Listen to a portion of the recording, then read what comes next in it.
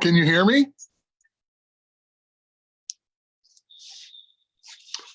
I feel like I'm that guy.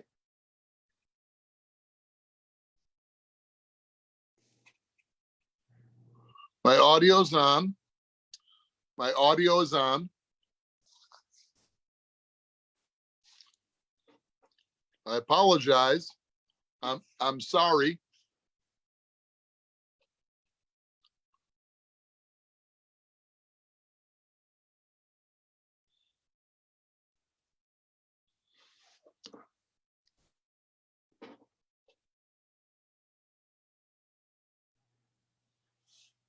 Hello, hello. I got you there. All right, good. Test, 1, 2. All right, beautiful. Now I can hear you. Fantastic. Excellent. Excellent. There we go. Man, you are all set up right there. Now let's see if Saskia can make it through and if Trevor can get through. Love it.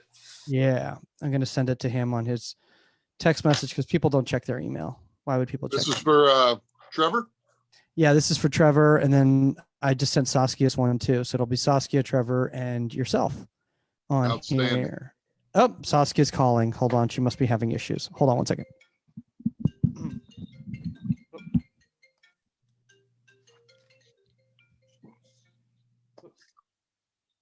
Hey. I'm trying to sign into this thing. It's not letting me. Hold on. Just all you have to do is click on that link. I did, but it's making me sign in from my thing, and then I don't have a password, so I'm trying to set that up. It's not sending me the link. Okay. I'm working on it. Okay. I'll ask Stan how he did it. Stan, how did you do it? Did you just click on the link? I did. Ultimately, I got the video, and I Okay. did click on the link. It asked me maybe 1 or 2 more things, very simple stuff like stay on iPhone. Okay. And then I pressed the mute button, and that's what allowed me. It wasn't showing us closed. I just pressed it and it opened. Gotcha. Okay. Gotcha. And then there's like, so Saskia, there's also like a meeting ID and I also sent you an invitation that I can just, you got it? Okay. That's what I used. Okay. Oh, it's going to my spam. That's why. Oh, it's going to her spam. That's why. All right. Let's see here. All good. No worries. We'll get this going. It just showed on my phone. Hold on. We're not recording any of this. Oh, The sentiment stays. okay. All right. Are you doing it off your phone or if you're doing it off your computer? No, I'm doing it off my computer, but I still have to sign up. I don't have a. Oh, gotcha. All right. No worries. Guess what? We have all the time in the world. Yeah, we do. Hold on. Trevor's texting something here. I got stuck on some pressing matters, homie. Of course he did. Of course. Of course. Hope everything's okay. Oh my gosh. No, Stan's just showing me some pictures. Sorry. Oh my gosh. This will be fun. I'm looking at some of these pictures on the wall here. This is amazing. This is awesome. We're gonna have to share all this stuff on the show. Look at these pictures. This is amazing. That's Matt Piotrowski right there. Oh, no way. Making that's a penalty crazy. save against Michigan. Oh, oh my. Super Tramp. Breakfast in America. Wow. What time is it over there? It's like 6? It's 4 o'clock. Oh, 4 o'clock. Okay. Still early. 7 o'clock Central Time, 3 hours from now, plenty of time. I've got Todd Holford on tonight. Oh, nice. I think I just heard something positive from Saskia. Excellent. Let's see here. We'll see here. We'll see. So it's just okay. All good. You know, this is the first bit of caffeine that I've had all week because I've felt like, what's the point? Yeah. I tell I've been you, like, hey, an hour ago, 2 hours. Well, at 2 o'clock, I was ready to go. hold on one second. Hold on one second. Say it again, Sas. Personal meeting. Start a meeting. I don't start a meeting now. No, I don't. No. Join a meeting. Here, if you've added me as a contact, I can just send you an invitation. Hold on. Let me see if I can just do that right now. Invite. I'm gonna grab some more M&Ms. If you haven't added me yet, okay. Yeah, go grab some M&Ms, Stan. Let's see here. You can add me. Oh my God, what is this thing doing? There's a meeting. It's a meeting password too. All right. Now, if you just click on that link now that you have the thing, you might be able to just go straight to it. Yeah. Yeah. Yeah. That might be the way to go about it.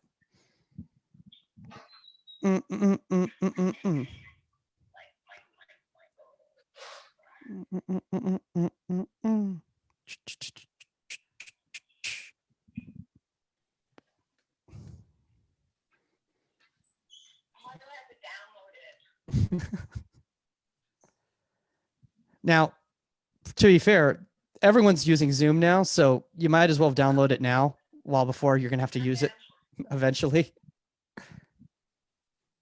All right.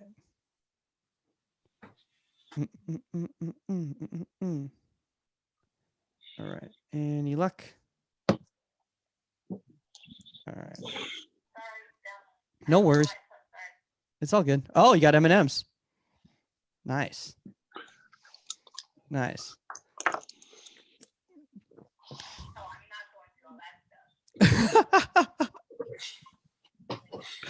I feel like this should be a sketch. What's the meeting information? The meeting information is I've got the link. I've got the link here. I can send that again to you and the meeting ID.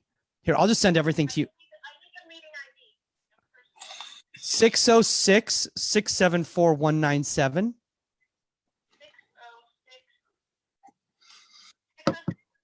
674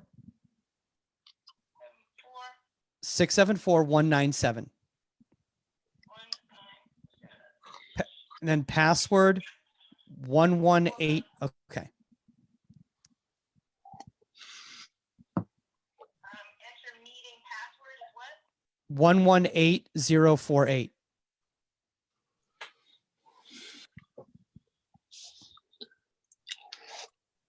Hi. Right there. Yeah, I'm here. Join with the video. Oh, administrator. Oh, hey, there you are. Hold on. I'm going to turn you off on phone. Hold on. Okay. Can you hear me? Yeah. Okay. Stan, can we hear you? Hey, Stan. Can we hear you? I We donned can. nice gloves. Do I see mine back Yours are not back there. there? I'm just kidding. I have to send you one. There you go. I want to be on the wall. There you go. I'll put them up on the wall. All right. I gotta go hang something behind me to make myself look like a little more. Look at me. I've got nothing in the background. I tried to make the Inside the 18 banner into my bedspread to see if people could see it in the background. I'm not gonna go get my one of my jerseys and hang it up really quick. I got the UCLA on though today, so You can if There you you want. go. You can if you want to take another second. I mean, Stan went to go get M&Ms, we grab one of my jerseys. Shannon just what to do it. She's gonna do it. Oh my God. Well, that's I mean, I hilarious. gotta step up to Stan here. I know. Stan's making all of us look bad here. You are. Not at all, bosses. Not at all. This is What do we looking, got back there? Oh, and you got little plaques with them? Yeah, there's 30, The white. I believe 31 of them. And everybody has their name, their club, and their college, if they went to college. And they're all autographed. They're all game used. Here. There you go. That's great. There you go. All right, there we go. We got It's too high. it's too high. How about Oh, there we go. Oh my There we gosh! go. Wow! There we Oh, go. oh, look at that, man! I am really. Hold on, I got Joe's GK Union shirt on going here. there you go. There we go. I'm trying. Look at Stan's. Look at this. Look at Stan. All right, I gotta step up. I gotta make an office. all right. Should we start it up? Let's do Yeah, it. let's go. All right, Let's start it up. Are we recording video and audio or just audio? both. All right. Love it. Yep, here we go. Welcome to Inside the 18 live from bunker number 1. I'm Michael Magid. With me in bunker number 2 is Stan Anderson of Camp Shutout fame. And in bunker number 3, Saskia Weber from UCLA. What is up, everybody? Holding How down we the bunker. Everybody looks great. This is I'm not gonna lie. I was like, should we put out a podcast of just old content? And I was like, you know what? So much has happened in the world since last week. We need to do a live podcast in quarantine. I just have to. Like, I don't understand how we couldn't do this because there's just so much going on in the world right now. And, first off, shout out to all the insiders out there.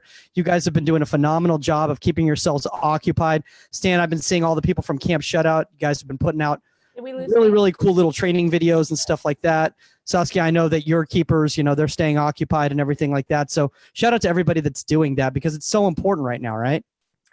Absolutely. For mental health, most of all, because I know I'm going crazy. Yeah, I'm not gonna lie. Like I just started taking caffeine for the first time, and that was just to do this podcast. Because before that, I was like, "What's the point?" I've probably worn these sweatpants for 3 days in a row now. Pretty sure.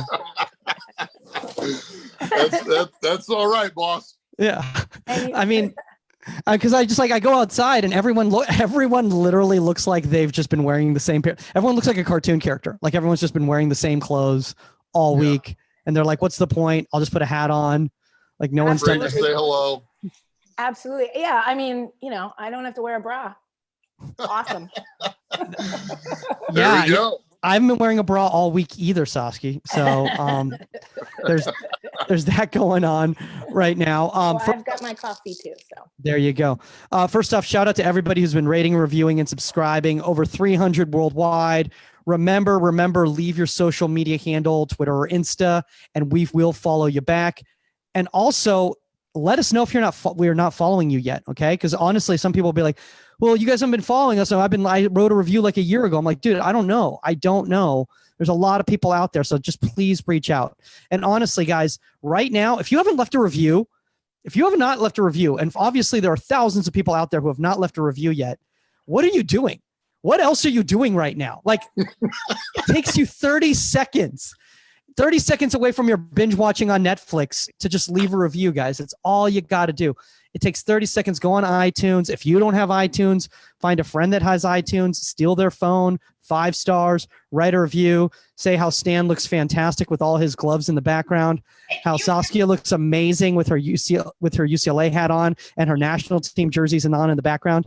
And I tried to make the Inside the 18 logo into my bed sheet, and it did not work. It has not worked so far.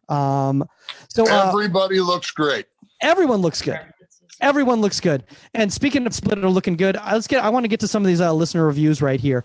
So first out, guys, this one comes from somebody that says, love the program, 5 stars. And they go, I'm a full-time goalkeeping director for IMG Academy and love the podcast. It's nice to know there's a podcast solely dedicated to the goalkeeper profession. This gives me the ability to continue to grow as a goalkeeper coach. I will continue listening to hear all the great insight. If you guys ever want to chat about the boarding school setup with a DA setup and how the kids adapt to being away from home, we would love to discuss. Keep up the great work at Matt Brown 26. This is pretty legit. I'm not gonna lie. Like, IMG is a part of a big deal, and the fact that the goalkeeping director over there, reached out and says that he's listening to it, he's benefiting from the content. That's really cool for myself and Saskia and Omar and Patrick and all that to hear that.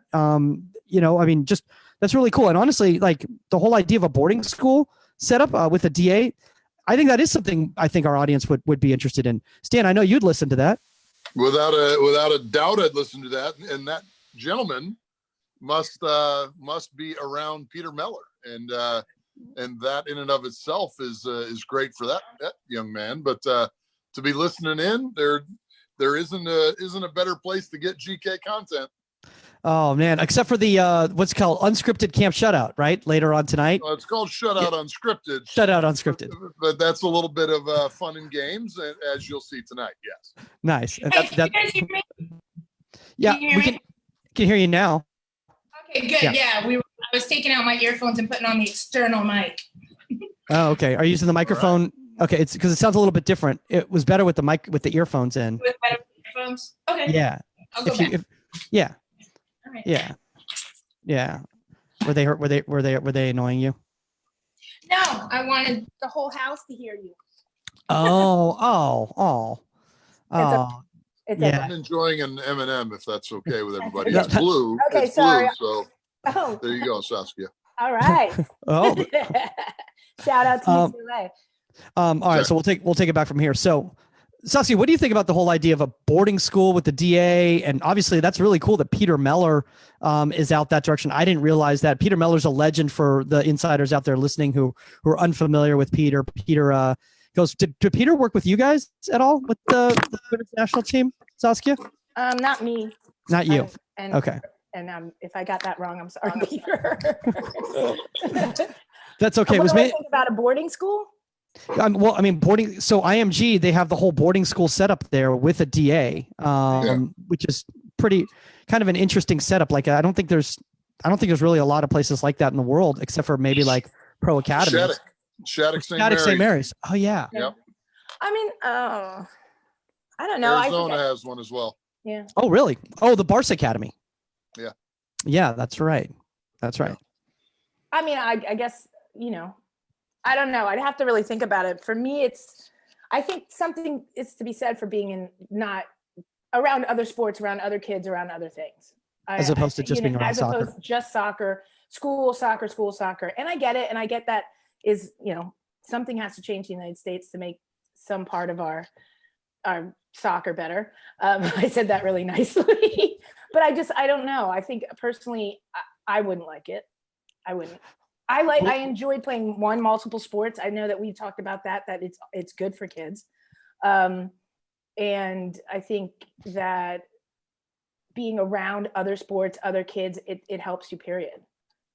No, I agree. I agree with that. I think that, socialization is important. I think these kids who are at IMG, they are around other kids. They're not just around soccer players the whole time. So they are actually, because there's other sports at IMG as well, basketball, Right. softball, swimming, gymnastics. I know they're huge in tennis. I think that was the original intention of IMG was to produce. Which I think is great. Military. Yep. Which I think is great in that sense, but if you look at it like strictly soccer, then I wouldn't want to do that. Like it makes me think of like gymnastics. Yeah. Like ship the kids off. All they're doing is gymnastics, and that's all they live, know, and everything, and study. And I just think it's better to have a broader range. A little known fact about that.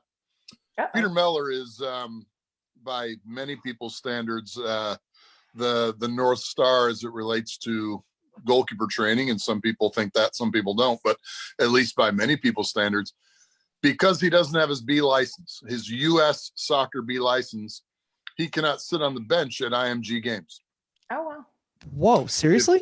If that's not that's crazy. what's our language limitations on the show? I know. It's pretty darn crazy. I'm not gonna We'll lie. just say it's crazy. I think I know where you were going with that. Yeah. I mean, look, let's be honest right there. And didn't Peter Meller, I believe Peter Meller and Phil Wedden were both the first ones to set up the U.S. national goalkeeping license for U.S. soccer. So that is absurd. Yeah. Yeah. Oh my. Well, Well, it's just ridiculous that you can have somebody that really doesn't know anything get their B license. Not that they, you have to know something to get your B license, and somebody like that doesn't have it and can't sit on the bench. I mean, number one, he should automatically have it. He should be grandfathered into that. That's a whole nother conversation. Exactly. Yeah, I mean, like I believe, like Saskia, you could just go get your B license based on your credit. Technically, I can. There's some red tape because they've changed it the way it was. I might be really wrong on this. They changed it. The way it was your amount of caps. But with goalkeepers, because obviously we don't sub as much as everybody else, there was somewhat of a clause there. However, there's a lot of red tape to do it. So Yeah, but I mean, look, red tape. I mean, I might just have to call Cindy and just be like, dude, help me out here. we're going to get to that in a second because we definitely need to discuss that real quickly. Shout out to Cindy Cohn Congratulations, Cindy, for becoming first female president of U.S. Soccer. All right, let's get to somebody that's a big fan of Saskia and UCLA, and that's Alex Smear at North Carolina, who says, best goalkeeper podcast. If you're a goalkeeper or interested in goalkeeping at all, Inside the 18 is a must follow.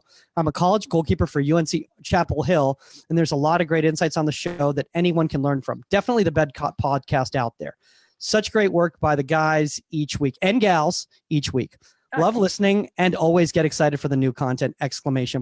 Now, Alec is not only just a goalkeeper at North Carolina, he's considered a top prospect in NCAA. He's a youth national team pool keeper. So shout out to Alec. Yourself, you're doing big things. Being the number one at North Carolina, that's a big deal. Absolutely, it's a big deal. Yeah, I mean that's not a small little program. Spent a lot of time in North Carolina, a lot of time training. That whole environment's just, whether it's men's or women's, it's just a great environment to be in.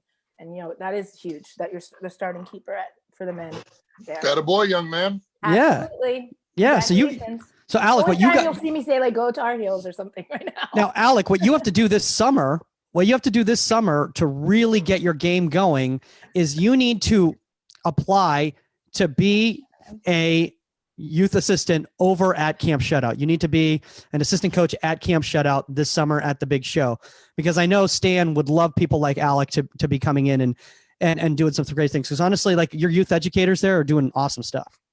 They're good. They're good people. I would not be going overboard by saying that I love them. Oh. I mean, and they're so awesome. And honestly, one of the really cool things, and honestly, this is not an ad for Camp Shutout. I know everyone's like, wait, Stan's on the thing. You're talking Camp Shutout here. No, but honestly, I love it there. I'm having mucus coming right through my body right now. That's wonderful. As this is happening. So I'm having trouble talking, which is Did so I put weird. my mask on? I know. Ew, Michael. 95. Bring it in. 95. Oh my, this is all over the place. But no, honestly, is the really cool thing is that Stan, is that you have every one of us coaches there has at least one or two assistants helping us out at every session. And you don't see that at most summer camps.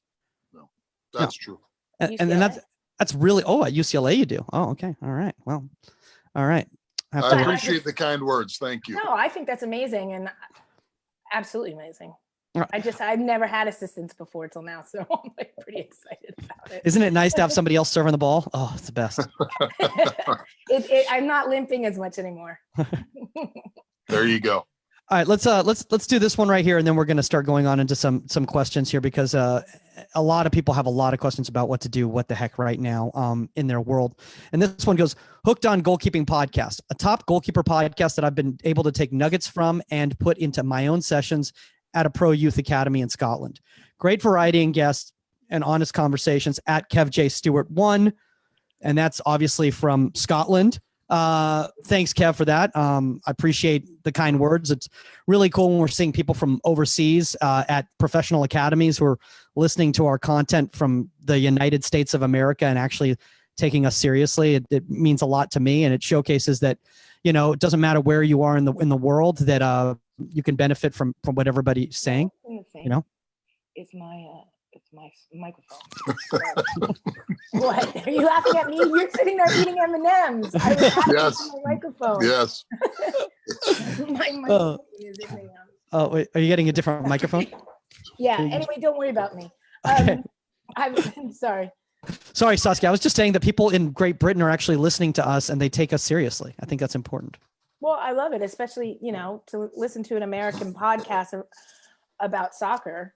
Like, I'm sure there's some stigma there, but, breaking the barriers. We know what we're talking about. Yeah, every once in a while, we know what we're Michael, talking about. they should be listening to us. I'm not trying to be brazen or bold here, but they should be listening to us. Now, of recent, our women are the best in the world. Good point. And our men have not been. I understand that. Our men haven't been. But at the end of the day, we are a pretty damn important soccer playing country, football playing country, whatever you want to say. Their content is good, and so is ours. And we're pretty damn good at what we do, and this included. So I think it's probably, it should be, for me, natural that they're paying attention. And it's credit to you and the show. Well, I also think that if you look at our history of success with our American players, it stems from goalkeeping. So, we've had multiple goalkeepers in the EPL. So so obviously we do know what we're talking about. We are doing something right here. Yeah. Number ones in the world on the women's side. Consistent number ones in the world. But then if it's the men's sports, you're looking at Brad Friedel, Timmy Howard, and everybody else. So yes, we have some weight in the game without a doubt. I totally agree with you. Yeah, I think one thing that everyone needs to understand out there who's listening, regardless of where you are in the world, is that especially at this time right now, take as much education in as you can, regardless of where it's coming from, because first off, we have plenty of time right now. And second of all, you never know what you're going to learn from someone. And if you close your mind off to anything, regardless, because it's based on somebody's gender or where they're from or their experience level or whatever, you might be losing out on something that you could really benefit you in your own education. Absolutely. Yeah. Absolutely. So finally, let's get into some of this topic today. Today, we're going to be talking about pragmatic training and kind of the do's and don'ts of isolated training, because let's be honest, with social distancing right now, that's kind of what's going on, is a lot of kids are left to their own devices, and a lot of them are kind of left wondering what the heck to do. And honestly, some of you guys have been putting out some really cool videos of showing yourselves doing your training sessions on your own. And like I said, in the posting, is that start submitting them to us. We're going to be breaking them down, and we're going to be sharing some of our favorite ones in the next few weeks during this whole social distancing time period. But also make sure that you're putting up the hashtag Goalkeeper Podcast or tagging us on your social medias, and then we can repost them or really quickly comment. This is the time for us all to really interact with each other and really connect with each other, because we're all in the same position right now. So I want to read out this letter that I thought was just absolutely fantastic. This came from Maddie, who's a goalkeeper out here, and she goes, "Dear Inside the 18, I just want to say what an amazing podcast this is. I started listening to it in the past few weeks, and I think it has really helped me to improve my goalkeeping, especially communication," with a smiley face. So she knows she's really communicating. See, she's learning how to communicate right there with that emoji. "It's also definitely going to help me get through my coronavirus lockdown. Thank you so much for all the time that you spend making it. It's so worthwhile and has been so helpful for me. Maddie _girl_GK." Shout out to Maddie. Hey, Maddie. That really, really, these kind of letters, and it's not the only letter we've been getting. We've been getting quite a few like this. But Maddie was just so, she was just so honest and so vulnerable about the situation, and it meant a lot to me, honestly. It almost brought tears to my eyes. Sorry, I'm getting fantastic. That's fantastic. Yeah.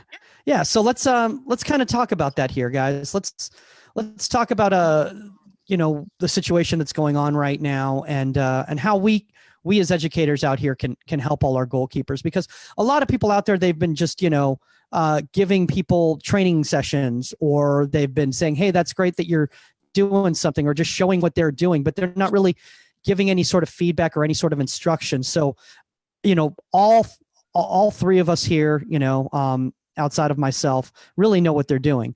So let's kind of just brainstorm a little bit here. So I want to start with Saskia here. Obviously, you work with very high-level goalkeepers at UCLA, and then you also work with some very developmental goalkeepers at the club level.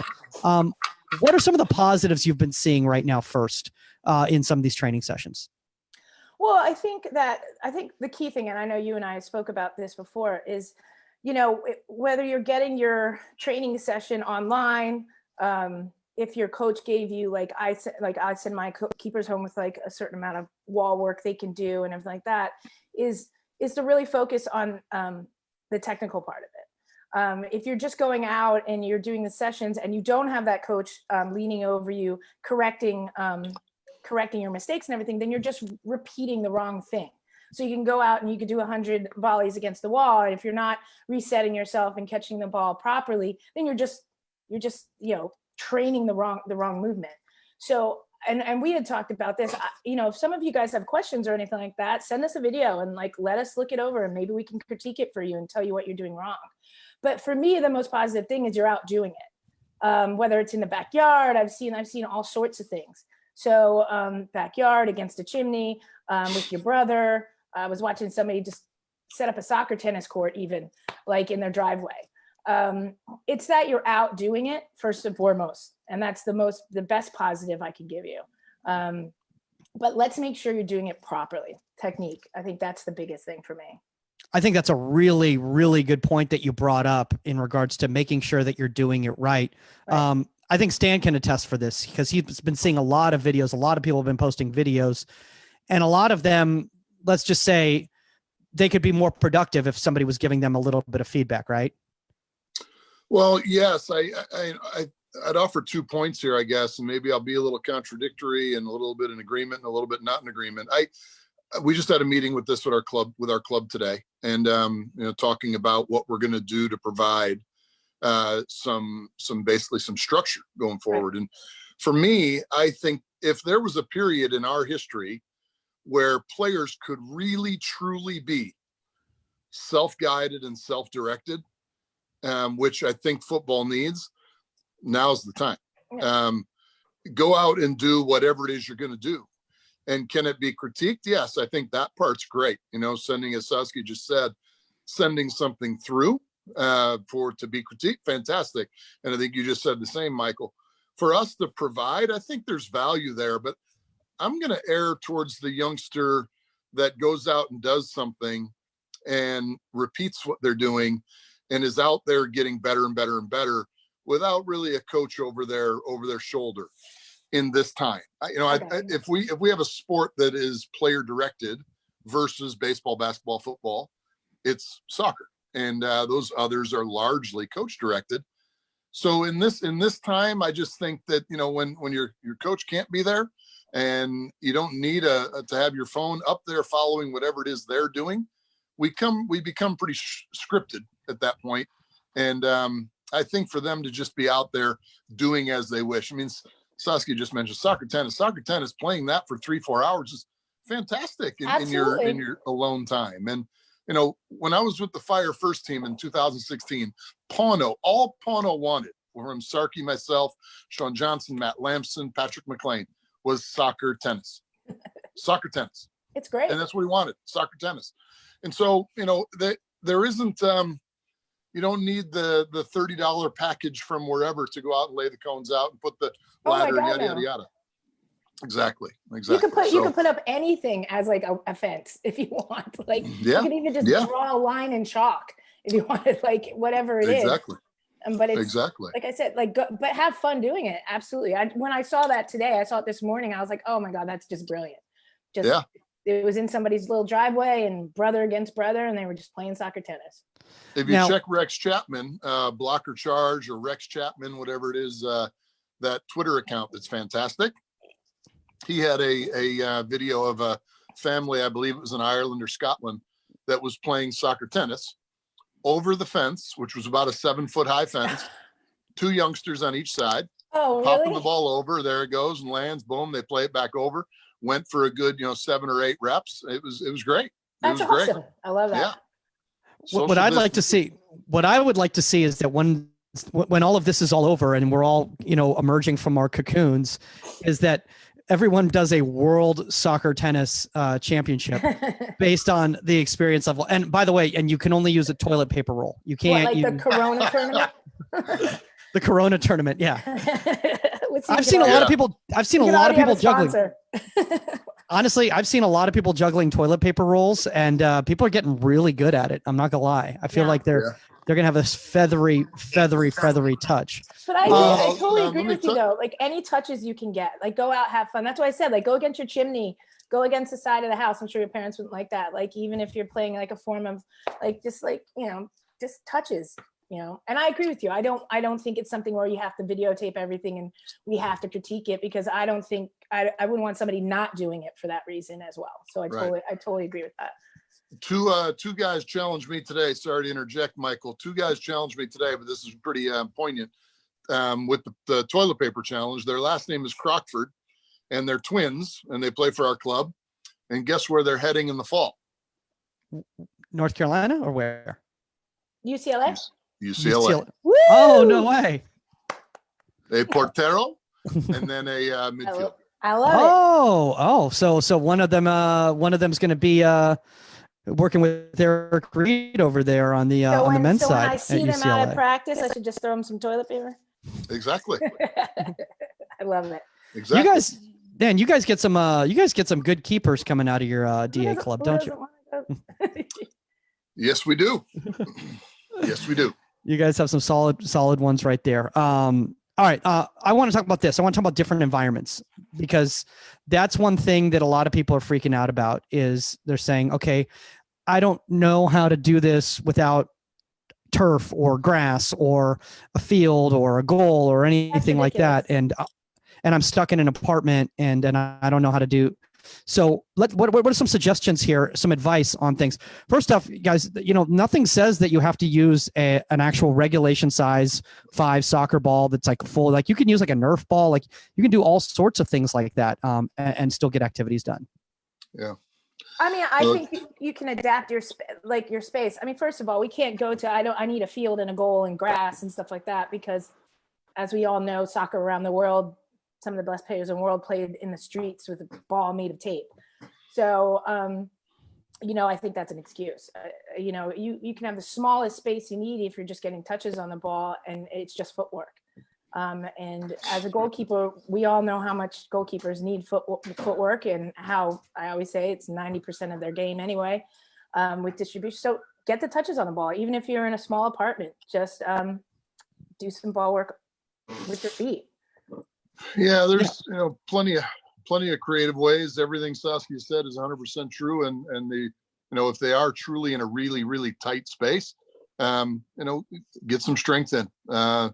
Simply some push-ups and some sit-ups, and you may not even be able to jump rope inside if they have that type of restriction. But at the end of the day, you can do something. You can always do something to get stronger, better, etc. Even if it's the mental side, or hell, maybe they put their camera or their phone on the table and tune into Inside the 18.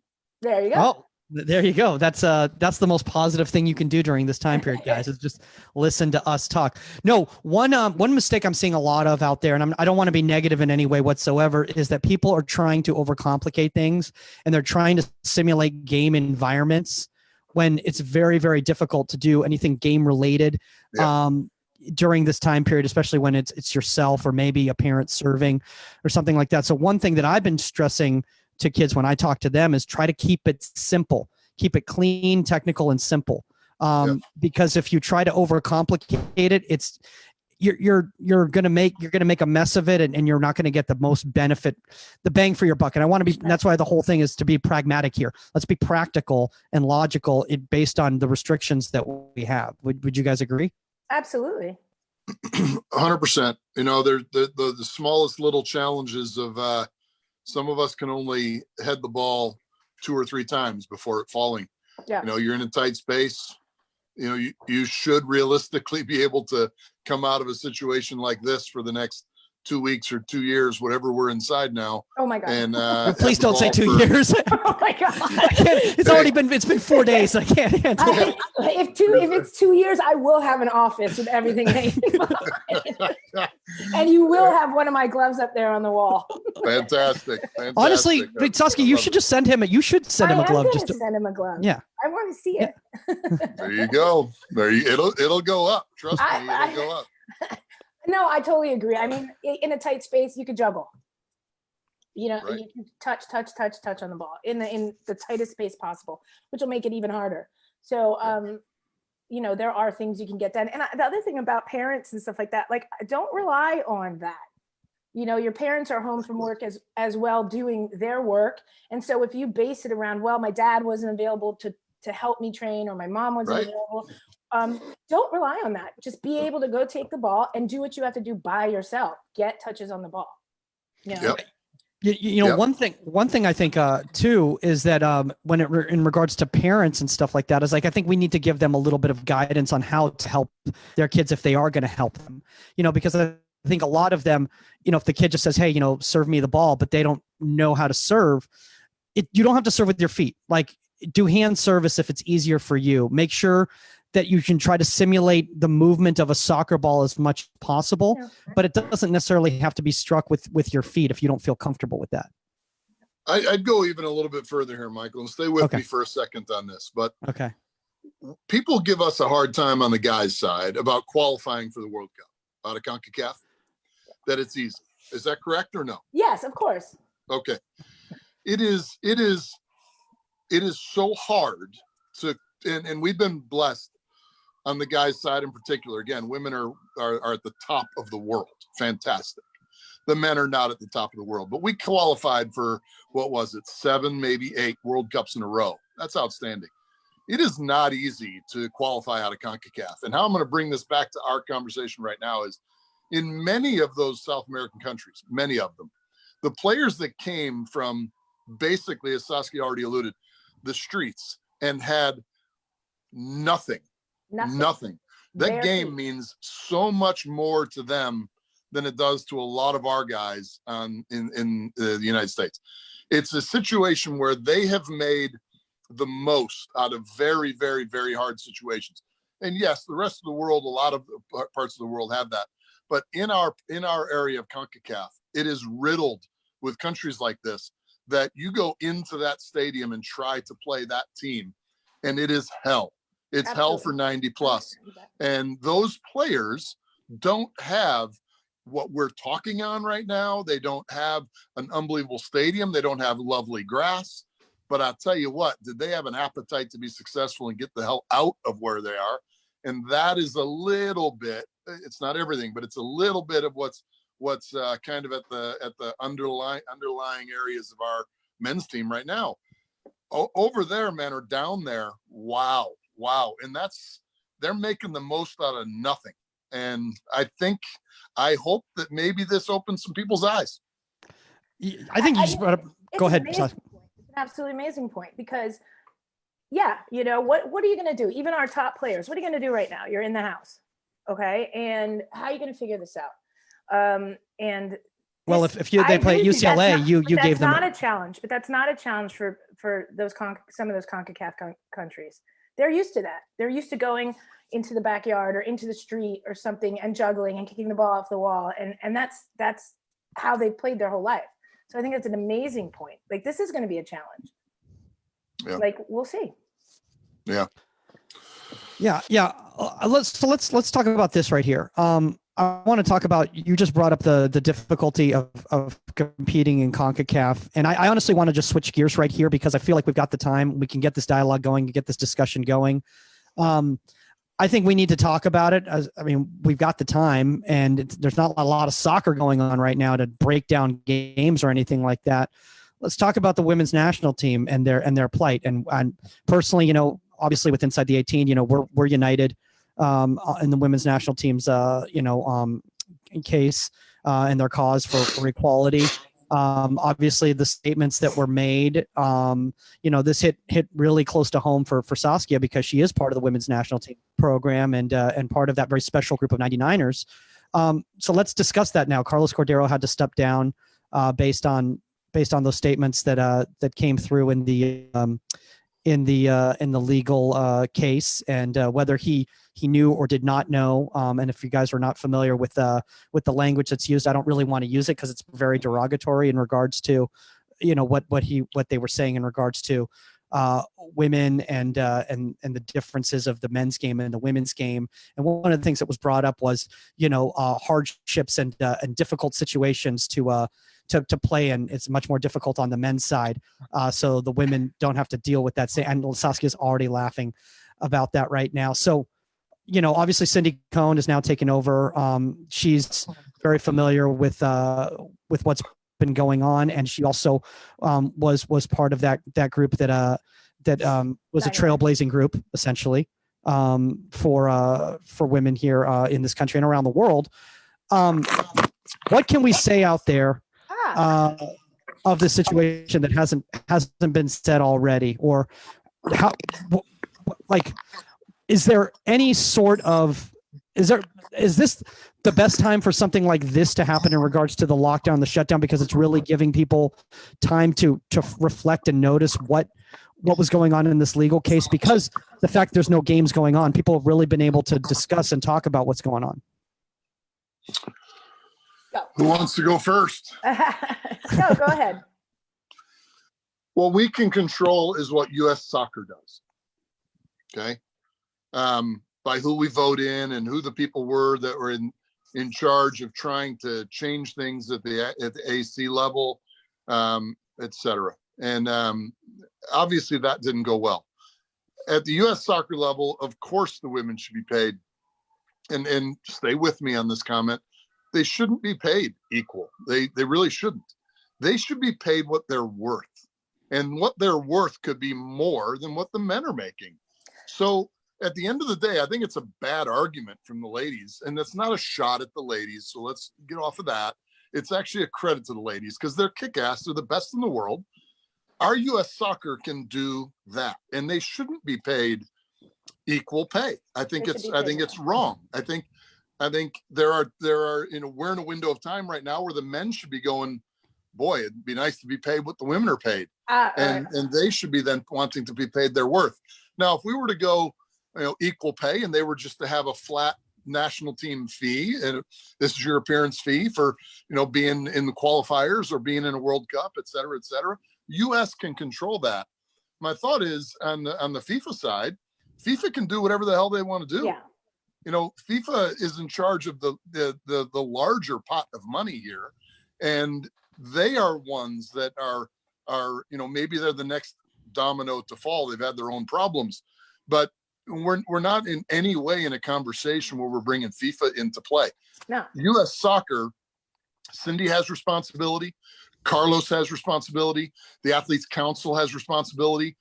People were asleep when this thing came out. And I don't care if you're volunteer or if you're paid. If you accept the responsibility, look, I'm on the show today. And Michael, you asked me to be on the show today, and I have responsibility to present myself in a good way. I could step on here and be an absolute ass, and people are going to look, and that's going to hurt my reputation. If you're on the board of U.S. Soccer and you are asleep at the wheel when these legal arguments come through, you are part of the problem. Absolutely. It does not matter who you are. You were part of the problem. And so while Carlos has taken the fall, fine. And he did. And whether it was sponsor driven or board driven, who knows? But we have a lot to do and do better. To your point, the women should be paid equal or more, not less. On the U.S. side. On the U.S. FIFA side, it is what it is. Yeah, I mean, I totally agree. The FIFA side, it's apples and oranges. It's not part of the argument here. And I love that you said the women should shoot higher. They should be paid more. They should be paid what they're worth for world championships, selling out their stadiums when they play friendlies. They should be paid more. I think I totally agree with you with being asleep at the wheel. This is your legal counsel. You hired them. These are the people that you put in charge of backing the U.S. Soccer Federation side in this legal argument. And these are the statements that they made. They made these misogynistic, ridiculous statements, and it didn't just happen overnight. So you're not going to tell me when you sat in private boardrooms with these lawyers, they weren't already talking that way. They weren't already saying, well, the women's game's not as hard as the men's game, and they don't have to deal with what they have to deal when they play CONCACAF teams. Yeah, you know what? Try going into practice and telling you to wear your shorter so sponsors like you, and having to deal with that your whole life, or like, can we make your jerseys tighter and stuff? That's a whole nother issue. That's hard enough to play in itself when you're just trying to play soccer. But they hired these people. They have to take responsibility for it. And yes, Carlos stepped down, but I agree with you 100%. He wasn't the only one that is part of this problem. And so there should be a trickle down in a sense. I want Cindy to do great, but they all have to take responsibility. I don't know who this lawyer was or who their team of lawyers were that, number one, allowed these statements to be made, but again, it's just because they went out now and they were public now doesn't mean it's not been getting said the whole entire time. Right. You know? Right. The statements were so ridiculous that all I think of is how many other statements like this have been made over the past couple of years. Now, I mean, and I think the one thing I want to bring up right here is Saskia, when she's saying things like, you know, the shorts tighter and, gosh. and smaller shirts and all that sort of stuff. She's not saying that as hearsay. She's saying that because she's literally heard that as she's been playing. Sure. So absolutely. When you sit here, I think that was the thing I'd said to you, Mike, that one of my favorite statements out of this was that to have the ignorance to sit here and say that the men have it harder in a sense of like dealing with whether it's fans or whether it's whatever like that. Like every woman in the world just probably pretty much took a big, deep pause. Like, do you know how hard our work environment has always been just as a woman and not even in soccer? And I'm sorry, the men's work environment is harder because they have fans yelling at them and stuff like that. Come on. We have a whole different level of hard work environments. And I think I don't mean to interrupt. Believe me, no, you're good. Well, it's one thing I didn't want to do today was interrupt anybody, but I think both work environments are very difficult. They're just different. Absolutely. And you know, in that regard, the guys don't face that misogynistic bull, whatever. I didn't get clarity from Michael on what language I can use. So they don't face that. And obviously, you know, as you've attested, the women do, and it's different things. It's bags of urine and nickels and language that is unacceptable to anybody. It doesn't matter if you're male or female. And then obviously on the women's side, look, I haven't lived this, but Saskia, perhaps you can tell me if I'm right or wrong. But you know, around the globe, we are burgeoning on the women's game. It isn't even 20% of what it can be or will be someday. But you go to some of these countries that are not funding women's soccer really well. And if people are at those games, the brutality that happens in the stands as well, as far as comments. But it's a different type of comment. Absolutely. It's not bags of urines, but it's sexist comments. It's race. We deal with racial comments as well. Period. Sure. Like you're not the men aren't the only ones limited to people calling you racial slurs in the stands. Right. As well as, yes, it's a different kind of brutality and it's a different kind of abuse, but we take it as well. So to try to say one is harder than the other is, as we all know, the statements are ludicrous, but it's infuriating. It's infuriating. Yeah. Also, I think I think the one thing that also needs to be brought up on this is that I don't want to, you know, just make assumptions here, but for the majority of the players in the men's national team pool, that money, that personal appearance money, is not as important as on the women's side in regards to what they're getting paid from their club teams. Yes, I understand that U.S. Soccer subsidizes some players in the NWSL, but it's still not even close to the money that the men are making. It's our life. Like even back when I was playing, and the minimal that it was then, it was, oh my God. Like, I mean, way back when we were just happy to get per diem and I wouldn't eat all the time so I could go home with some per diem, you know, like, yes, it's much more important because, you know, your Carly Lloyd's not making what your Pulisic's making, but that's the top level of it. If you go to the very bottom of it, the last rung that, you know, the 18th, the 22nd man on the bench, woman on the bench or whatever, and you look at what they're making, yes, I think across the board, the salaries for the men playing pro is higher. So they're not as in need of the money for when they play these friendlies. However, we all need money. And so I'm not going to take anything away from those guys because I don't know their life. Do you know what I mean? I don't know what they're going through. I don't know what they have to go home to if they have 5 kids, or if they, you know, same on the women's side. So I don't think that should be part of the argument in a sense. I think the bottom line is the women should get paid what they're worth and more, period. And I don't think the men should be paid less in a sense because they get paid more playing pro, but because we don't know everybody's individual life. That's true. Know? That's a really good point. I'm glad you said that last point, because that's the only thing that I would add. This can't be a because the men make X, the women should make X. From their club. Frankly, it's also the women's job, and I don't know how far in U.S. Soccer was into MLS. Right. I don't know at the beginning, but I know they were in MLS. U.S. Soccer was. So U.S. Soccer should be in NWSL, and maybe they're doing that from a salary perspective to keep the talent here stateside. I don't know. Right. I'm not on the board. I didn't run for the board. No one asked me to run for the board, but there ends up being whatever they're doing, they're leaving an image. And right now, they need to do a better job. And they're funded unbelievably. We all know that. And we know that because if you go to a DA event, it's unbelievably tricked out. So that in and of itself is taking care of athletes. We need to do a better job of taking care of our highest tier. And those are the people that are going to help fund the rest of our football. And, we need to do a better job instead of bitching and moaning about equal pay, which shouldn't even be on the table. That should be gone, and it should have been gone a while ago.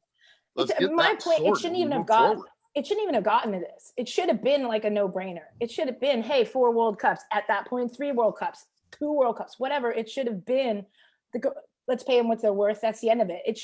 We shouldn't be here. We shouldn't be here at all. Yeah, exactly. The fact that you have to fight for this is crazy to me. Yeah. Crazy. By the way, guys, we're getting some really, really amazing comments on the feed. One goes, "Hello, sir. I've been told you've got an amazing Samsung fridge for sale. It's the Wi-Fi one, right?" What? Love it. And then I love it. I got, "Hi there. I follow that person." He goes, "Hi there. I am looking for a fridge auction. I've been told this is the place to come." Oh, this is, I don't know what keyword this guy was looking for here. Love it. All right. This segment is brought to you by Samsung. It's straight up. And then someone put, "Chelsea are sponsored by Samsung. Do you have the Samsung fridge available?" So somehow this is a Chelsea podcast. So that's a good thing, right? That's Shed end. Hey, That's funny. I'm fine with that. All right, guys. Last thing I want to bring up on this case here in regards to the equal pay thing. I wanted to bring it back more from a goalkeeping standpoint. I want to bring it back from a pay standpoint in regards to goalkeepers versus field players. Both on the men and women's side in the domestic game, goalkeepers are not valued monetarily the way other players on the field are. And that's, I think, something that really clubs need to look at. And a lot of times clubs go, "Oh, well, they're just, we can't market goalkeepers the same way that we can market other players." And I think a lot of that is just not putting the value of the position and thinking they can just insert anybody into that position and they'll be fine. We see what happens when a club goes top heavy in their spending and then doesn't spend the money in the back, whether it's the back line or whether it's the goalkeeper. And Stan, I know you've seen this firsthand at the MLS level, coaching, professionally. And Saskia, I know you've experienced this firsthand as a player. So what can be done in that sense? See how I brought goalkeeping back into it? Hey, keep losing and we'll see when you spend money on your goalkeeper. I'm like, Stan, go. You need the right goalkeeper. That right goalkeeper might not be the highest paid goalkeeper, but you need the right goalkeeper and a manager who's paying attention, okay, who's doing their job, and perhaps it's trusting their goalkeeper coach. All right. That team is going to get the right goalkeeper. And that's what's most important. Yep. All right. I've seen enough teams that have the wrong goalkeeper. There's some that have overpaid their goalkeeper and not getting the results. And, but it's a tricky subject. It really, really is. I think I've found a way in our program to value the goalkeeper, and enough seem to like that. And it's not just about bringing in the talent. We value where they are mentally and what they need to do to prepare for the next level and what we talk about in front of them. In a team setting, it's the same thing. You may have 2 or 3, but you've also got to make sure that those 2 or 3 are all hungry enough to be that number 1 and all feel like they have a shot to be the number 1. Then that number 1 that's chosen, maybe it's and it should never be spoken, but maybe that person is chosen and it's never going to change. But the feeling has to be that you have a shot, and that's going to make the number 1 a better goalkeeper all the time. So, you know, it's tricky. There's a way to market goalkeepers. There's a way to highly value goalkeepers. There's a way to pay them accordingly and properly. And, you know, I guess never in my life have I been that armchair guy, because I feel I have a little bit of experience to criticize a mistake. I've lived that mistake, etc. And so sometimes I will. But I think goalkeepers suffer in between this zone by plenty of people that think, oh, you know, whoever it may be, that has never put on a pair of gloves in their life, they should have come for that one, or they should have, what a goalkeeper blunder that was, and all the constant crap that comes out. And, you know, frankly, let's look at it. If there's 18 on a team, 16 of those are not our audience, and they could care less what we do, but that message goes into their ears, and that's worldwide. So it's a lonely position, but you're never alone, as witnessed by the 3 of us and other millions worldwide. But at the end of the day, you know, try to go a season without one that you really truly believe in, and then let's see how you feel at the end of 32 games. That's exactly my point. I'm like, if that's your true belief, like, go a season and see, because you're not talking about like 15 saves a game. You're talking about somebody that can work with your defense, work with your team, manage the team, understands, you know, what's going on in front of them, and come up with those 1 or 2 big saves, and everything in game. So, you know, your goalkeeper, it's people that aren't on board with your goalkeeper is a leader on the field, period, and a captain, period, with their communication, with their organization. And you have to find the right goalkeeper. Totally agree with you, for each team. And I 100% agree that all your keepers in your squad, especially your top 2, should be constantly battling for that starting position. I mean, that was my entire life with the national team, was me and Bry. At least that's how I felt. But that's how it's supposed to feel. But exactly, that's the thing right there. And although Bry started and everything like that, I always felt, every time I went to practice, I always felt I was pushing her, and I was one smidgen away from taking that spot. And that's what kept me going. Are you closest to Brianna as it relates to the teammates in that window of time? Brian and I are really good friends. Today, Brian and I are good friends. I would say I'm close with a couple other teammates, like as far as like communication every day. But you're close. But we're close. As a matter of fact, I'm sitting here, my phone's blowing up from every single one of the 99ers, because we talk every day. But some of your best friends. That relationship is unmatched. I mean, it's unrivaled. Literally, the whole team every day. There's a feed. There's Brandy. There's everybody. We're just talking about somebody's kid's tooth falling out, I think. Like, it's like, but it's that simple. And so it's an incredibly close team. But yes, I consider myself very close with Bry. Yeah. And we always had a mutual respect for each other. But I always felt that way, and Tony had me feeling that way, as did Anson when I was younger. So that's what made me the best I could be by far, and our team, without a doubt. And if I'm not mistaken, Tony and Anson, Tony, rest in peace, 2 world-class coaches. Absolutely. There you go. So. Yeah. I want to say that the one thing is that you guys are saying there's great stuff in regards to valuing the goalkeeper, in regards to needing to find the right goalkeeper, and also making sure that you have goalkeepers that are competing and pushing each other. The last thing I want to bring up on the compensation side is that I'm just in horror when I look at those salaries in NWSL and MLS, and I see the majority of the goalkeepers are in the lower tier of salaries, because that to me is offensive, because to me that showcases that most clubs don't value the position and aren't willing to spend the money. They think they're expendable. And I think also, like, Stan, you're talking about when you were with the Chicago Fire, the difference in compensation between a Sean and a Patrick, no disrespect to Patrick whatsoever, was very high.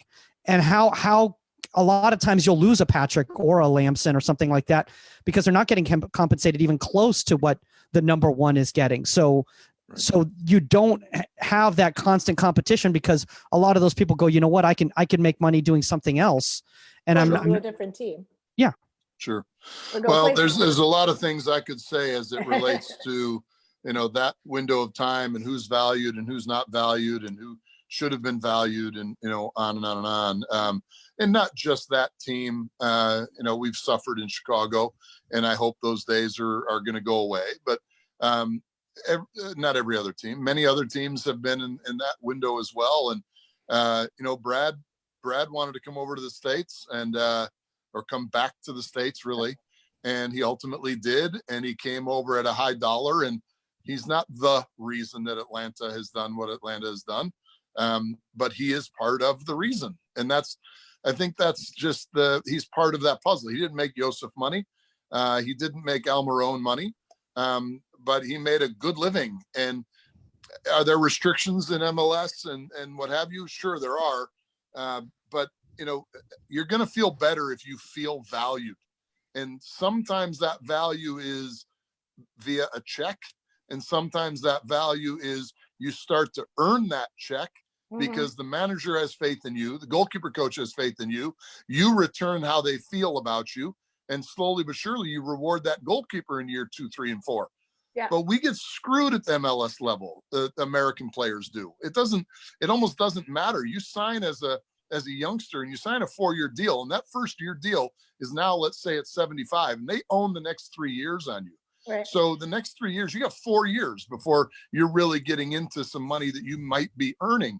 And if you've done that in year 1 and year 2, you still have 3 and 4 unless you hold out, etc. And maybe I'm wrong, but again, MLS proved me wrong. But at the end of the day, that's for a midfielder, a striker, etc. We still value a foreign player, and even in goal at times, more so than we value a domestic player. And that part really pisses me off, to be quite honest, because we have talent in this country. And if you believe in that talent and show that talent, you believe in them, good things can happen. Sorry to go on a rant. No, I like it. Absolutely. No, I think also another thing too is that for whatever reason, and look, I don't want to make this a bashing MLS podcast on the goalkeeper. I love the league. We're bashing MLS. I think we're being honest. I think we're being realistic here. But one issue is that a lot of goalkeepers on the lower tier in MLS, they go on and they play in USL, USL Championship or USL 1 because they can make more money than they're making as a backup in MLS starting on a USL team.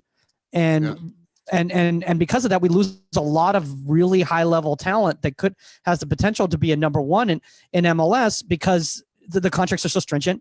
It makes it so movement is so difficult. A lot of players go, you know what? I'd rather go play in, Louisville or whatever. And have a nice, standard of living here and play here. And then sit around as a number 3 on an MLS roster and never get a chance because even when I'm next up in line, they go out and they try to find, for lack of a better term, a Vito Manone and bring him in. And nothing against Vito, he did great for Minnesota. But, did Minnesota need to make that? Started. Look what Minnesota did when Minnesota started. There was a guy by the name of John Alvbidge who started the first 2 games in Minnesota's history. Okay. And they went away from what they had in-house, if you will, or even going with a domestic player, but they brought Alvbidge over and guess what his goals against average was in the first 2 games? 5.0. 2 games, 5.0, 10 goals. At some point that leash, while it can be a long leash for many, at some point it also has to be a short leash. And we can talk about Vega and San Jose, and I don't mind naming names. Again, I'm in the sense that I've seen enough goalkeeping in my life to know when someone is performing their craft well and when someone is struggling. And maybe a conversation or a game on the bench, but something has to change. The converse for me is I hold strikers just as accountable. Absolutely. as people hold goalkeepers accountable. But at the end of the day, some of these teams need to, at some point, believe in a Bersano and a Marcinkowski over continually giving up bags of goals. Yes, I agree. I agree. Yeah, I mean, look, There you have it. I know you've got a personal relationship, with one of those guys. I got a personal relationship with one of those guys, And one of them needs a shot. Yeah. Either one. Yeah. It's not, yes, I do. I love one of them, but at the end of the day, one of those two, and that's why I mentioned both, have I don't know if they've earned a shot. I'm not there at training every day, but I know that one maybe has earned to be looked at a little differently because of the performance on the field. And I tell you what, in the women's game, I think we had this conversation. I would tell you, if I was third, I'd go somewhere else and play. I'd go to Europe. I'd get out of here and go somewhere. And even depending on who was ahead of me second and the dynamics of the coach and the team and stuff like that, I would look to it too. I think I would get out of here and go to France or to England or something like that. I think we had that conversation with whatchamacallit when she went with Fallon. With Fallon. Yeah. I thought Fallon's decision was great. Because now she's playing against PSG and stuff like that, where here she was sitting second on the bench. She wasn't sure. She wasn't even sure yet. She was bouncing around. And I thought she made a great decision. I think it's a little different on the women's, but I agree with you 100%. I think that some of the decisions they're making, instead of taking that second player and pushing them into the first spot, going out and bringing somebody in that might not just mix with your team, and you've got a 5 goals, you've got a 5, average. By the way, guys, I just got to go ahead, Sam. Take a look at those 10 goals in Minnesota when they came into the league. Take a look at those 10 goals against in those first 2 games, and you tell me, is there not a U18 or a 20-year-old goalkeeper? And I'm talking on the lower end here right now. They couldn't have done a better job in those scenarios. One of them had about 4 inches of snow. Doesn't matter. There was 4 inches of snow at the other end of the field as well. So I love it. I just got this email that just came in, and I kind of want to read it. This person asked us to keep it anonymous, but I figured, this episode's all over the place. That's what the kind of world we're living in right now. This whole world is all over the place. Let's just go for it. And he goes, "Hi, Michael. How are you? I was just writing to ask a quick question. I'm thinking about trying to go to college in America and get a scholarship, but I don't know if I should. What would you recommend, training and going up the ranks in an academy environment or going down the college route in the United States? The reason I'm asking is because I've been approached by an agency who say they'll get me a scholarship in an American university." I already see Saskia's face. I've met these people in person. I am out of this conversation. And they seem legit, but I have to sign in for them, and I don't know if I should commit yet. What do you think I should do? P.S. If you're using this, the agency. Not going to mention the name of the agency, not going to mention the name of the person. This is all completely theoretical. The difference between choosing to go and train in an academy environment in Europe or try to come to the United States and go to college. Stan, I'll let you. Whose bobblehead is that right there? Casey Keller. Casey Keller. Oh, it's Casey Keller. Casey Keller's bobblehead.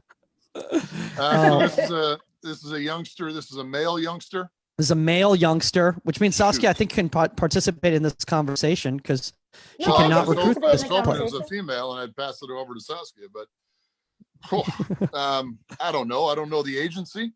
I don't know the talent level of the kid. But for me, just as a general rule in that position, I try to bring in a domestic player in that role. It just it doesn't mean that doesn't mean by any means that others shouldn't. I've worked with some phenomenal players from overseas in the position. I love them. And if you can't find it, then that's where you go. But I think the player person in question just simply needs to do their research on this entity, this group of people, and if they have a proven track record, then maybe. But the reality is, on the guys' side, you got 9.9 scholarships and you got 14 on the women's side. So his goal to earn aid may end up being fruitless. For some teams, they may have an absolute need. It also depends on what year he is. Is he a 20 or a 21 or a 22? And those things make a difference as well. So it's a tricky one. At the end of the day, they could probably do their work on their own if they had a decent video.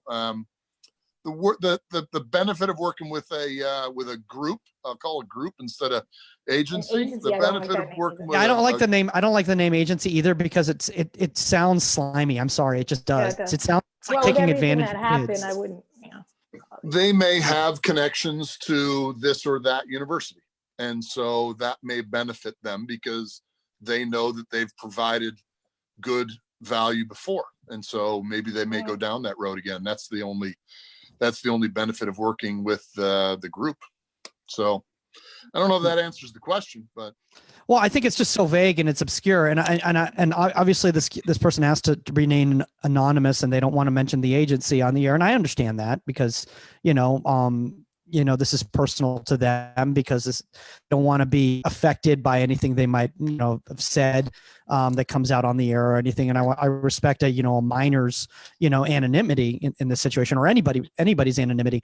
Sure. I think Saskia and I, we've actually discussed this before in the past in regards to what are they doing for you that you can't do yourself? And I understand when you're in Europe, it's much more difficult because you stand as a coach, you can't go over to Europe as easily and take a look at somebody as you can if it's a domestic kid.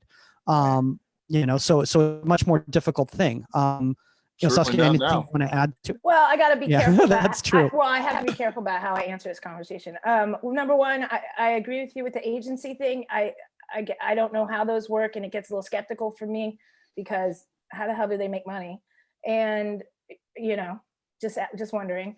And then two, at the end of the day, college is about education as well. Can we remember that, please? Okay. So you're comparing an academy to going to a major university in the United States. You have to get into school, number one. Okay. That's a really good point. Yeah. And you're there to get an education. And I'm sorry, but you are. And and that's what your focus should be. If you want a higher education and if you want to come to the United States, focus on your education. And yes, you get to play soccer, but this isn't like, well, academy in Europe is the same as college. There's college involved in this, there's school and finals and exams, and that's where you spend 90% of your time. So I would say that would be as far as I'm going to go with that because I have to kind of watch how I answer those. No, of course, I completely understand in regards to that.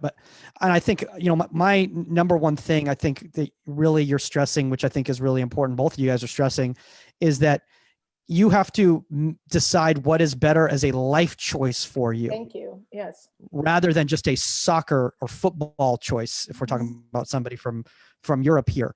Because if you come over to the United States to go to college because you think it's going to be a cool soccer experience and it's going to help you become a pro, well, you're not taking advantage of the entire experience, because that entire experience is not only, first off, it's going to be a cultural change for you. And there's the whole academic aspect. You've got to come over there and say, okay, what if soccer doesn't work out? Why am I here? What benefits am I going to get out of just how we're talking about for training right now during the lockdown period? What benefits are you going to get from this time period? I take the fact I graduated from Rutgers University with me for the rest of my life. And I'm proud of that, and I got a phenomenal education, one of the best universities in the world. And that's important to me. And trust me, it wasn't just a soccer choice. I mean, I was recruited by UNC and I went to Rutgers. I was recruited by a lot of schools, that year. And I'm happy with not saying UNC is, it's a great school as well, but I'm just saying I made my choices and they follow me. So yeah, I think it's a life choice. I'm sorry, it is. I mean, I sound like a mom or something saying that, but you have to think about it that way, and you got to get into school. So I know you want to be like, oh, I want to go here, there, and the other. I don't know how you are as a student.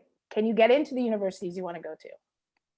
Yeah, I mean, that's the number one. That's the number one most important thing is, are your academics ready for that level? And I really hope that these groups, I don't want to use the word agency again, these groups take those types of things into consideration before they and again, I don't know what the organization is, and if their organization is straight up just taking an upfront fee for these services, these recruiting services, or whether, how it works exactly, whether they get paid after somebody gets placed. But I don't know. It's a very uncomfortable thing for me. It's Well, you hard have for to be careful with all that nowadays. So yeah. At right. some point we need to, if it walks like a duck, if it flies like a duck, if it quacks like a duck, it's a duck. absolutely. If we continue to value, or not value, if we continue to overvalue and overemphasize bringing foreign talent into our collegiate system, what are our American players going to do? And yes, they should come over again. Don't get me wrong. No, I agree. Yes, they should. But there are divisions in this country that you could say that 50-60% of the total student athlete number is foreign laden. And so obviously those programs are putting more emphasis on a foreign player. And it's a personal choice, and they can do whatever they want. For me, and again, I coach a ton of foreign players. I love every one of them. At the end of the day, I think also there are domestic players here that can do a damn good job. And so I hope this young man finds a home. I do, because there should be a home, but there are only 200, and that'll probably drop if the 21st century model passes, that there won't be 200 schools on the Division I men's side. And that's typically what they're pursuing. If we continue saying that a foreign player is better than a domestic player, guess what a domestic player starts to think? Well, they're better. Yeah. And they feed that into their psyche, and a lot of kids, and I understand in a lot of people, because and in reverse to that, and then I want to move on. There's a lot of American players out there who are not valuing the college system anymore, and Absolutely. thinking, I can't tell you how many kids I talk to who their number one focus is to sign a pro deal, and not understanding. That's on the women's side too. Is it? Okay. Slowly, I'm not going to say names, but there are some players that have come out and they've gone, they signed their pro deals, and whether they were on the national team and everything and did that, and now not making the national team anymore and just playing pro. And again, you have to look at the bigger picture. Where are you going to be in 10 or 15 years when you had your college scholarship and you could have gotten an amazing education and everything like that? And at a certain age, you decided to do that. I think it's different on the women's side, but by the way, you can still finish your degree. I'll take somebody like JT Marcinkowski, for example. And I'm, sorry to put you on blast right here, JT, but he went to Georgetown, obviously a very high level program on the soccer side and on the academic front. He left early to sign a deal with San Jose, and he's still finishing his degree. Where'd you go? He's still finishing his degree. So and I'm not saying that. I look at, for the women's side, I'll throw it back really far. And this is, although she finished her college degree, I mean, her undergraduate, look at Ronnie Fair, which is Lori Fair's twin sister. Lori Fair was on the 9-9 team with me. Ronnie Fair played at Stanford, came out of Stanford, played pro in the WSA, went back and got her, now she's one of the best surgeons in the country. So, I mean, I'm not saying you can't do that. I'm just saying you got to kind of think about it. So. Yeah. All right. All right. Let's move on to this last thing right here, because I know looks like Stan's starting to get ready for his Instagram Live with Todd Hofford. No. I'm actually on the back socket thing keeps falling off. That's why my phone is dropped. Oh my gosh. And so I'm trying to fix this so I don't have a phone dropping while we're talking. Oh my gosh. I got a gimbal and I'm still trying to figure out how to use that thing. It is so I don't know what you guys, difficult. I'm just sitting on my desk computer. So. You're making it simple. Okay. So I want to take this last bit of time right now. I want to have a little bit of fun since, we're all cooped up. And I think a lot of kids, they hear us talking about, these training tips or techniques or breaking down film or any of that sort of stuff or our social commentary. But a lot of them don't really get to hear personal stories about ourselves and stuff. And I thought, so I kind of thought it would be fun today for everyone to kind of talk about kind of their first match in a goal at a different level. And you can choose what type of level you want to talk about, whether it's the first time you ever put on a pair of gloves when you were 5 years old, whether it was your first collegiate game, your first pro game, and just, let's just have a little bit of fun with that. And honestly, to start off with that, I don't know who wants to start first here, but I mean, there's a man who's known as Mr. Shutout. So, I feel like we should start with Stan, and maybe we should talk about your first collegiate game. Oh boy, I've been hitting the head a few too many times. Oh, join the club. Exactly. But I will give an example. I played for a guy, I hope he listens someday, Rick Kilps, at Wisconsin Parkside. And we were NAI and Division II, and we played a Division I schedule. So it was a different time and place. This was 85 through 90, that window of time. And so the Northwesterns of the world and the you name the Edwardsvilles, et cetera, in Division I were our regular competition. UWM, Marquette, Madison, Milwaukee, all during the regular season. Yet we also played our schedule. We didn't have necessarily a league. And so I walked in with a too much attitude. He and I have a great relationship today, but I walked in with too much attitude as a freshman, and I was a pain in the ass, to be quite honest. And I didn't really realize it because I was a young punk, and I realize it now. I've since been asked to present him into a Hall of Fame, and we have a great relationship. But I went in against Wheaton, and now, Saskia, I don't want to presume, but you probably don't know how good Wheaton is. They're a Division III school. They've turned out professional players into Major League Soccer. They're I know that school. Yes. Very, very good Division III program. Very, very religious based. They do a great job. They have a good program. So we're playing them, and I don't remember the name of the coach, but he was phenomenal. Great history. But we go in against them, and we're playing, and the goalkeeper in the first half decided, the opposing goalkeeper, to step out to the 6, in the middle of the 6, and dig his boot into the 6-yard goalkeeper box line, leave himself a decent little divot to know where his center of his goal was. We played on a grass field. And that's a no-no in goalkeeping. Plus, you shouldn't even be using that from inside your 6. Your penal and edge of the box and D and other things should be your visual markers. But at the end of the day, my beautiful bride just walked in. At the end of the day, I am facing a very easy bouncing ball. I think we're level. Game's 1-1 against Wheaton would have been a great result.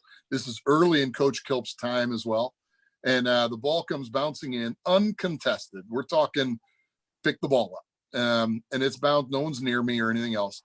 It hits that area, caroms completely 45 degrees off my shoulder and goes into the goal. Oh my gosh. It looks like the biggest blunder you could imagine. And it was, but it wasn't a misjudgment. It hit it and it caromed. And so I felt like dirt. I felt awful. I felt terrible. Everything else. Again, the faith that the manager puts in you and you don't deliver. And I didn't deliver. And it was disappointing. Joe Bean was the coach's name.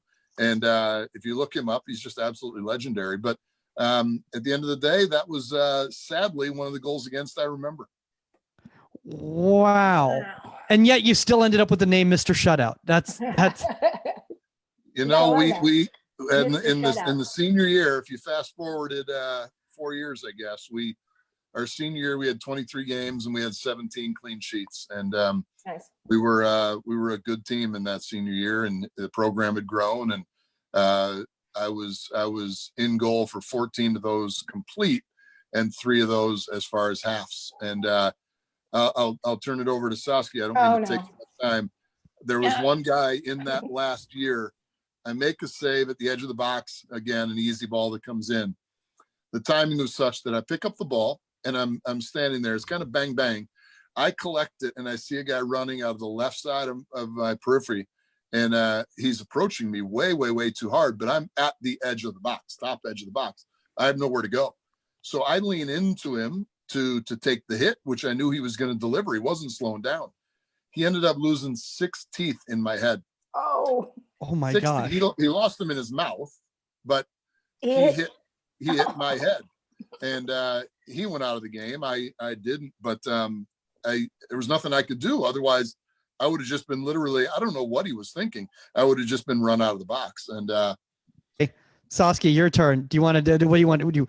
Youth, college, pro, national team? Pro. I'll do pro. I'll do pro. And this is a shout out for all our little kids that get abused. So I got over to Japan to play pro back when Japan's starting their L League up again next year. And I was over there playing pro with Brandy had been over there, Tiffany Milbritt, like a bunch of 99ers, plus all the best players in the world were in Japan at that time. And the team I played for, Okidata, had just moved up from the lower division to the L League. So I go over and we get into the first game and we sucked. We were comparatively to these other teams that had been playing in that league. And were there any other Americans on that team? I had on the team that year, I had Kim Smith out of All-American out of UVA, and Tammy Pierman, who out of George Mason, who was also on that US team. And we were getting abused, and it was 9-0, and I had 37 saves. So it was just a shooting gallery, like a shooting gallery. We never 37 saves. Yeah, 37 saves, 9-0, 37. What? Saves. Wait, Yep. in one game? In one game. One game, you had 37 saves. Yes. So we Wow. never crossed midfield. It was like team trains. It was like team trains Saskia. That's all it was. It was the hardest thing I've ever gone through in my life. And I'll never forget, I got back to my apartment. I think it was the next day. Tony called me. And he's like, what the hell? Like, you let up 9 goals? Like, you know, and here's, you know, this is 2-3 years right before 99. So, you know, I'm over there to play so I can keep playing and get on the 99 team. And I was like, just don't believe everything you say. I was like, I had 37 saves, Tony. And he was like, what? And I was like, it was like playing with a bunch of high school kids against a pro team. And there was nothing Tammy and King could do. They're both forwards. Well, Kim was center mid. It was just defense. There was no defense, obviously. So it was abuse. It was physically one of the most taxing things I ever did was play pro in Japan, because eventually we got better and better players came in and stuff like that. But it took a while. I mean, there were 5-0 games, 7. Eventually we won games, like, you know, and stuff like that. But it was one of the hardest things I ever did in my life. So when I see my little kids and they come out of like a game and they lost, like, you know, first of all, the goalkeepers are way too small to be playing in that big of a goal, and they've lost by a lot. I'm just like, guys, we've all been there. And even at a pro level, I've been there. But yeah, 37 saves. And I told Tony that. He goes, okay, never mind. Just please be safe. Wow. Oh my Holy gosh. cow. That Yeah, is, it was God, I wish there was tape of that out there somewhere. Yeah, Oh, exactly. I need to see that. I need to see Talk about that. a highlight tape. I know. Jeez. What's your reel? My reel is from one game. One game. Yeah. And I know that sounds unbelievable, but literally it was like the ball never, like I said, it then never left our defensive third. So it was just like shot, cross shot, boom, boom. They rack up. Oh my gosh. Yeah, I mean, look at it like it's like, you know, 16 saves a half, whatever. Yeah. I survived. One every 3 minutes? So pretty much, yeah. You know, about right around there. Yeah, or some Jeez. multiples in a row. But Do you think they but I made the 99 team. Do you think in that game they counted saves? You know, we've all faced people that count the bunny that comes in the box that we pick up, or No, I don't. It was a The lot shot of, that didn't it hit was the a lot target. of like, it was a lot of repetition. So it'd be like like in close, like quick save shot, rebound shot, save like that. So it'd be Yeah. like boom, boom in a row, Good. like 3 in a row, you know, and then a goal. So, Wow. yeah, it was unbelievable. That was man, I don't have a 37 save story. That's not one that I have. 37 save story. No. You don't want a No. 37 save story. Okay. So I'll finish Don't off let and I'll anybody tell. ever tell you the men's game is harder than the women's game. I also can't believe that you weren't like a man down or anything like that. That's insane. 3 men down. Jeez. Yeah, I know. My Hey, God. this is Peanut. Peanut is the Oh. new addition to the family. Hey, Um, Peanut. Oh my God, Peanut's adorable. Yeah, Peanut has blue eyes as well. We'll get to your. Sorry, Hi, Michael, Peanut. but I No. I love didn't want you putting to his think I'm just puppy up. obsessed with the dog. Brand new to the What kind of dog family, is it? and there's Peanut. So Hi, Peanut. Coco Chanel and Jagger are being very good right now. So Coco Chanel and Jagger. excellent. Coco Chanel and Mick Jagger. What? Peanut is free, babe. They're Okay. famous now. What do you So, got, Michael? Okay, so I'm going to finish off with my my first time playing in goal. Actually, I was a basketball player. I wasn't a soccer player. I know, and everyone's saying, "Geez, you're tiny. How did you end up being a Well, I've made a lot of poor choices in my life. So I was a basketball player, and what happened is I'd actually played in goal before. I played when I was 5 years old in goal, mainly because I didn't want to run. And then I quit the soccer team, I guess, halfway through the season. I love that you're clapping and I'm shaking my head because I didn't want to run. Okay. And my dad had to continue on as a volunteer coach for the ASO team when I was 5, despite the fact that I had quit the team. So he really enjoyed that. That was a lot of fun for him. Anyway, I didn't really get back into soccer until I was in high school. And the way I got back into it was I was playing for fun, randomly in a game, a little, pickup game. And they, I went in the goal. Again, I didn't care for the running part, and people were playing. I was like, all right, I'll do this. I'll do the goalkeeping thing. Anyway, I played it like a hockey goalkeeper because I didn't know, I had no technique or anything like that. I didn't know what I was doing. So I'm doing like kick saves, and I'm like, going down in butterflies and stuff like that. And making these crazy saves with like saves with my hands, and coming out like a crazy person and just putting my whole body on the line or whatever. And somebody went to me, they're like, hey, you should go out for the JV team. Like, you're actually kind of good at this. And I'm like, I don't know. I'm focused on basketball. And they're like, yeah, I don't know. I don't know if that's what you should be focusing on, dude. But you might want to give this a shot or whatever. So I went out there, and with no technique whatsoever, I became a starter on the JV high school team, early on. And, actually our varsity starter at my high school actually was a guy named Espen Borshin, who actually played for Tottenham Hotspur in the Premier League later on. So I had some big shoes to fill once. Akalani's High School in Northern California. Right. I obviously had some big shoes to fill once I got to that next level right there. Yeah. I never got to that level in any way whatsoever. I did learn how to collapse dive properly, though. That did happen to me at some point. So anyway, first JV game. Hosting a podcast. No, Espen Borshin is not. I think Espen Borshin is involved in like trading or commodities or something like that right now. Trading? Yeah, something. Yeah, look, I don't know. I know Espen's doing something else, but he did end up playing in a World Cup. He played for Norway in a World Cup. Wow. Yeah. There you go. Wow. Yeah, big shoes to fill, guys. Big shoes. Anyway, this is about me, guys. So anyway, my first JV soccer game, we go out there, and I didn't really know a lot about goalkeeping. This happened very early on. I wasn't playing club yet or anything like that.